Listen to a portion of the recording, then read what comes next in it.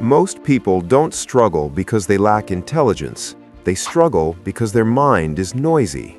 Thoughts jump from one worry to another. Emotions interrupt logic, and attention is constantly pulled in different directions. Training your mind is not about forcing positivity. It's about learning how to pause. A trained mind observes before reacting.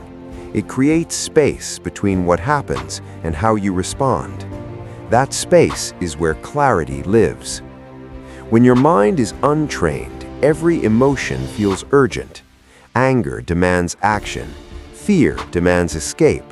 Overthinking demands answers. But when your mind is trained, emotions become signals, not commands. You learn to slow your breathing. You learn to question your first thought.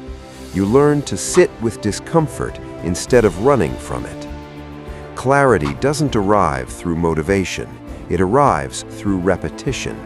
Small moments of awareness, daily reflection, choosing silence instead of reaction.